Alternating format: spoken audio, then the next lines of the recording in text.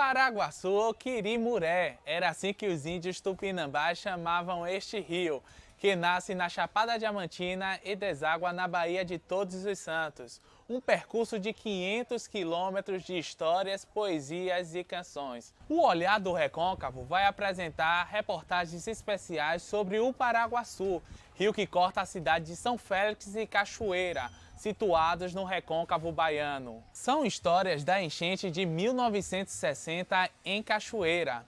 Vamos mostrar como era a navegação até a capital do estado e a rotina dos pescadores que tiram o sustento do rio. Temos também a poesia de Damário da Cruz e João de Moraes, além da musicalidade de Edson e Tintim Gomes.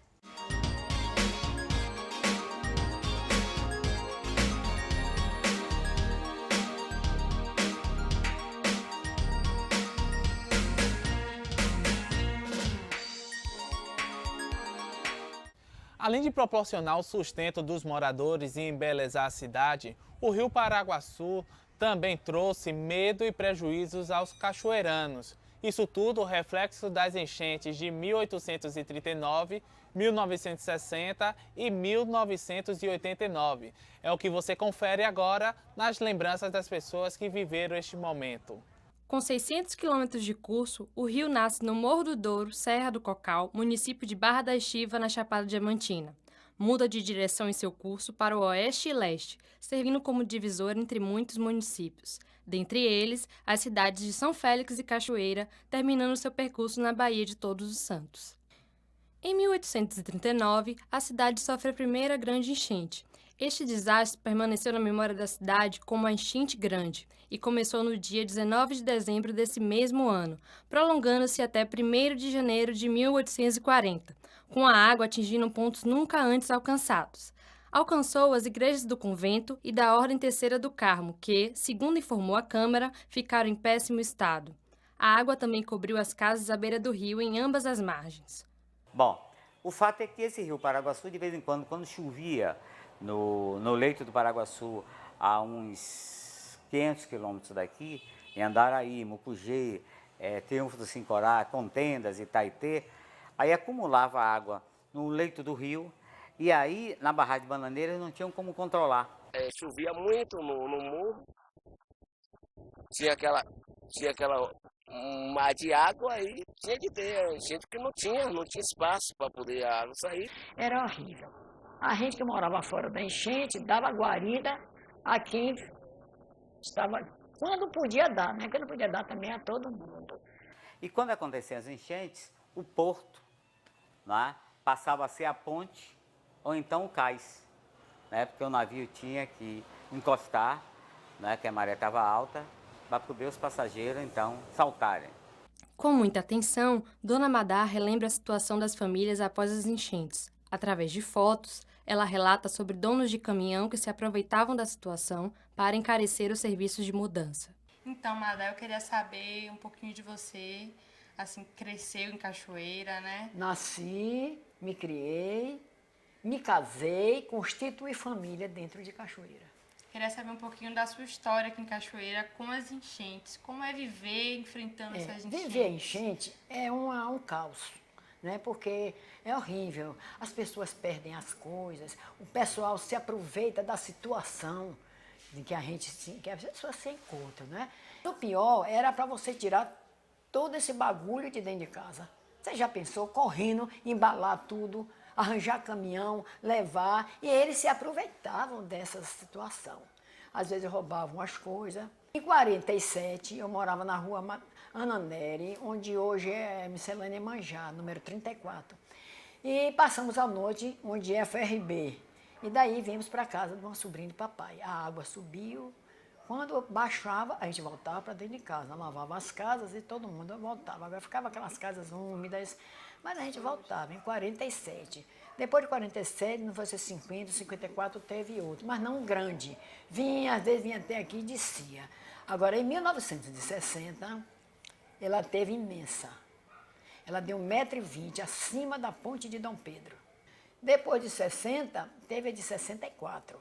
Eu já morava nessa casa, já estava casada. Ela deu 1,72 m aqui dentro. aqui nessa sala. Entendeu? A escada é assim, assim, ela subiu o segundo degrau. E como é que ficava a casa depois que a água descia? Horrível. Fétida, as paredes úmidas, porque levar 8 dias com a água dentro de casa. Era brinquedo. Casa de você abrir e encontrar cobra, outros encontrar os peixinhos, porque vinha na própria água.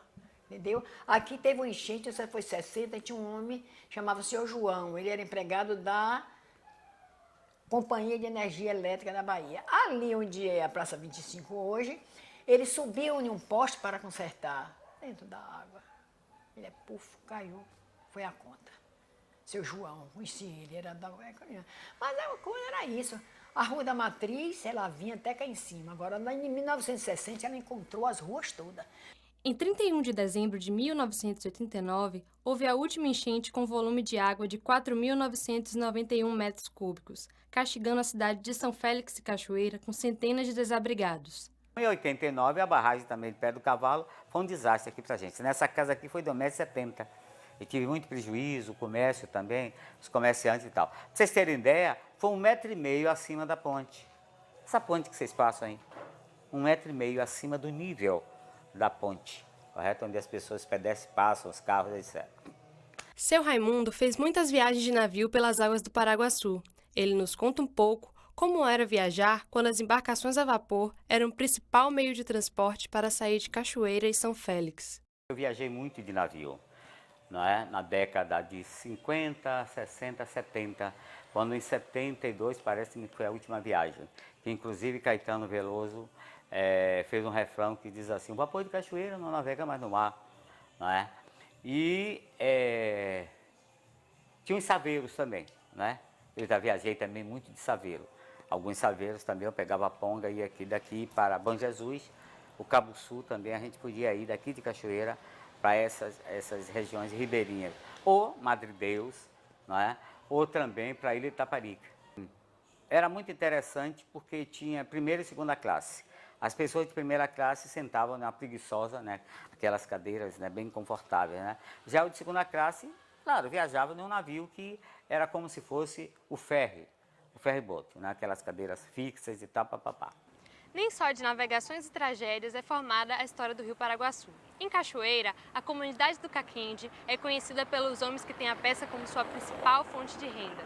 Você vai conhecer agora o dia a dia desses pescadores que vivem às margens do rio. No Caquende, homens que cresceram aprendendo a nadar no rio, com o tempo se tornam grandes pescadores. Uma atividade que por muitos anos era a única fonte de renda de muitas famílias na comunidade. Eu trabalho com vários tipos de rede, com gereré, tem gaiola. Então eu não posso dizer assim a você a quantidade realmente do tanto de marisco que eu pego. Tem dia que a gente vai e bota a rede, não pega nada, tem dia que a gente pega uma quantidade boa, 10, 12, 15, 20 quilos, vai depender. Às vezes a gente pega uma raia de 12, 15 quilos, pega até 100 quilos de peixe no dia, vai depender da maré, depender do tempo e quando Deus e as águas ajudam a gente. Rapaz, antes era mais abundante, tinha mais fartura. Hoje, depois que essa tecnologia chegou mais aí, uma barragem, com esses problemas que a gente está tendo aí, derramamento de água, esses negócios dessa que chegou aí agora, aí está acabando, a pescaria está diminuindo, a pesca da gente está ficando mais dificultada, mas dá para a gente sobreviver mesmo.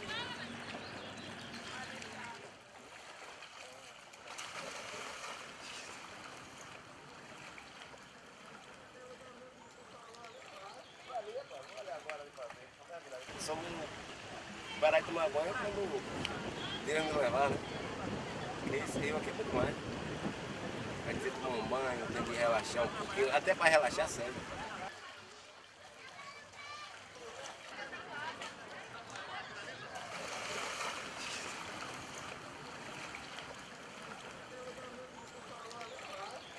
Eu, graças a Deus, quando peço, ela me dá.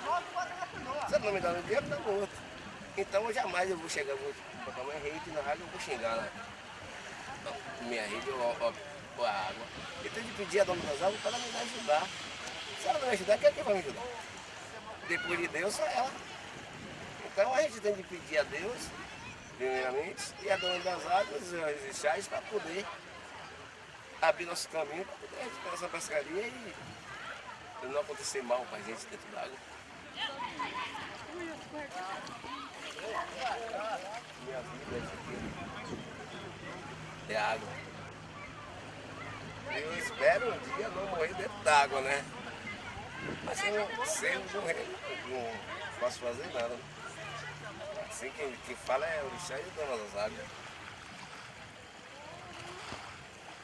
Vai, eu pegar a canoa ali, vai. Vai, João. No próximo bloco, música e poesia sobre o rio Paraguaçu. Mas antes, você confere um poema do sanfelista Adrivan Alves. Meu Paraguaçu, gigante pela própria natureza, embelezando com suas águas o porto de São Félix e da Cachoeira. Meu Paraguaçu, por suas águas eram transportados produtos agrícolas e ouro da região. Hoje os mais velhos ficam relembrando.